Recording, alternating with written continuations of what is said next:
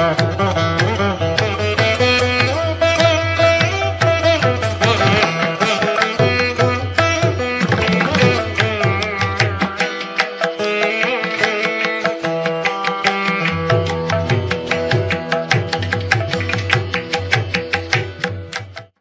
அபதகுஜாம்பிகா சமேத ஸ்ரீ அருணாச்சலேஸ்வர அடியே போற்றி.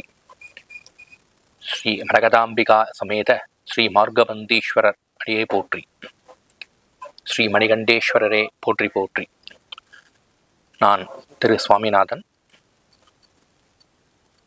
நாம் அன்றாடம் பார்க்கவிருக்கின்றது பலவிதமான விஷயங்களை பார்த்து கொண்டு போய் கொண்டிருக்கின்றோம். அதில் முக்கியமானது என்னவென்றால் ஆன்மீகம். ஆன்மீகம் என்பது நம்மளுடைய வாழ்வாதாரத்தில் மிக முக்கியமான ஒரு பங்கு வகுக்கின்ற ஒரு கருவியாகும். இந்த ஆன்மீகம் எனப்படுவது நாம் தொன்று தொட்டு அக்காலத்தில் முதல் இக்காலம் வரை நாம் தொன்று தொட்டு வழிமுறையாக செய்து கொண்டிருக்கிறோம். ஆன்மீகத்தால் நாம் பலவிதமான விஷயங்களை, நற்பண்புகளையும் நல்ல நல்ல விஷயங்களையும் நான் பார்த்து கொண்டு வந்திருக்கின்றோம். அதில் முக்கியமாக தெய்வ வழிபாடு. இந்த தெய்வ வழிபாடு என்பது நாம் நமது கலாச்சாரத்தை ஒற்றி வருவது, நம்மளுடைய பாரம்பரியத்தை ஒற்றி வருவது, நம்மளுடைய நாகரிகத்தை ஒற்றி வருவது.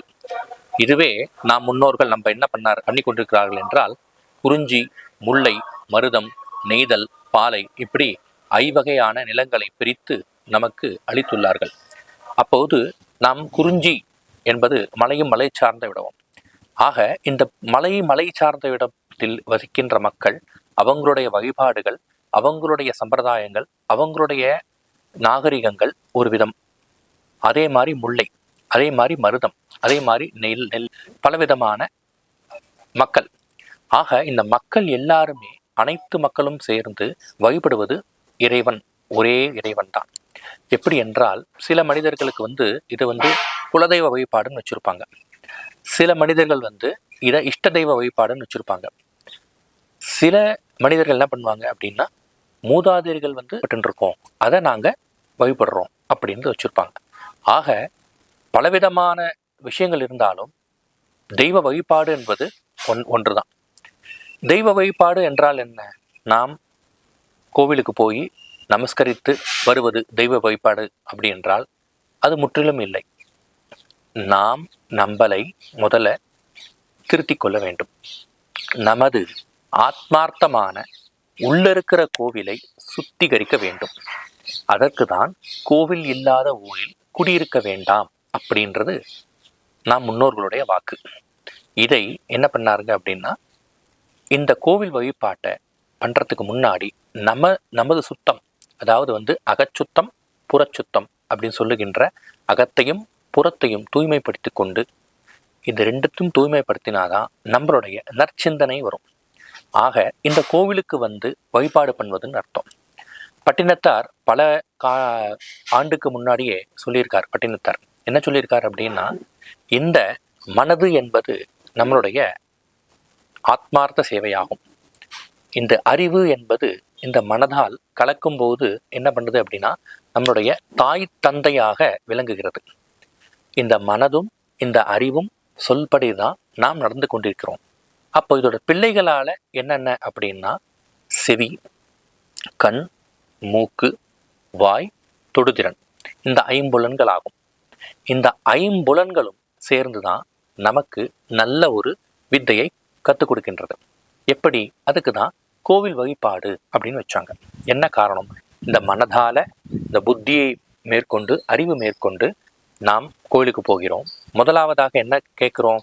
காது மூலியமாக, இந்த செவிகள் மூலியமாக பலவிதமான ஓசைகளை கேட்கின்றோம். உதாரணத்துக்கு கண்டத்தோட நாதம், தட் மீன்ஸ் மணியுடைய ஓசை முதலாவதாக.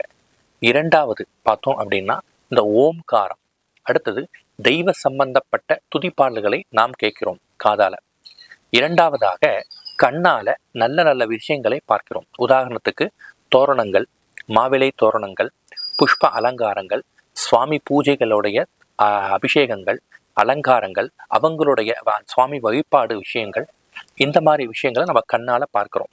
அடுத்ததாக மூக்கு. இந்த நாசிகள் வழியாக பலவிதமான சுகந்த விஷயங்களை நாம் நுகர்கிறோம். உதாரணத்துக்கு கந்தம், அதை சந்தனம்னு சொல்லுவாங்க. அடுத்தது புஷ்பங்கள், அடுத்தது நறுமணம் தருகின்ற ஊதுபத்திகள். இந்த விஷயம் மூலியமாக நமக்கு சுகந்த விஷயங்கள் மூக்குக்குள்ள போகுது. அடுத்தது பலவிதமான நாமங்கள். உதாரணத்துக்கு ஒரு வாக்கே இருக்கின்றது. ஓம் என்று சொல்லுவோம், ஈரடியாக சிவாய நமன் என்று சொல்லுவோம், 3 விதமாக நாராயணா என்று சொல்லுவோம், அடுத்தது 4 விதமாக வேத மந்திரங்களை சொல்லுவோம், 5வதாக ஓம் நம சிவாய் என்று சொல்லுவோம். இப்படி வரிசையாக நம் முன்னோர்கள் நமக்கு இறைவனை வகுத்து கொடுத்து உள்ளார்கள். ஆக இந்த மாதிரி நாமங்களை சிவநாமங்களையும் நாம் விஷ்ணு நாமங்களையும் சொல்லி கோவிலில் வலம் வர வேண்டும். அடுத்ததாக கடைசியாக இறுதியாக தொடுதிறன். இந்த தொடுதிறனுக்கு என்ன மதிப்பு என்றால், நாம் அன்றாடம் ஆரத்தி பார்க்கிறோம், அந்த ஆர்த்தியை கண்ணால பார்க்கிறோம், அடுத்ததாக கையால் உர்த்தி நம் ஸ்வீகரிச்சுக்கிறோம். இது மூலியமாக இந்த ஐம்புலனுக்கும் நாம் ஆகாரத்தை கொடுக்கிறோம். எப்படி அப்படின்னா, செவி மூலியமாக, கண் மூலியமாக, நாசிகள் மூலியமாக, வாய் மூலியமாக, தொடுதிறன் மூலியமாக. ஆக இந்த அப்பாவும் அம்மாவும், அதாவது அறிவும் மனதும் கலந்து இந்த ஐம்புலன்களையும் பெற்றுத்தருகிறது. இந்த ஐம்புலன்களுக்கு நல்ல விதமான ஆகாரத்தை நம்ம கொடுத்துட்டோம் என்றால் நம்மளுடைய பாதை நற்சீராக இருக்கும் என்பது பெரியோர்களான நம்முடைய பட்டினத்தாருடைய வாக்காகும். ஆகவே இந்த தெய்வ வழிபாடு என்பது முதலாக அகத்தையும் புறத்தையும் தூய்மைக்குட்படுத்தி கொண்டு கோவிலுக்கு வரும்போது சுத்தமாக நாம் செயல்பட வேண்டும். வணக்கம்.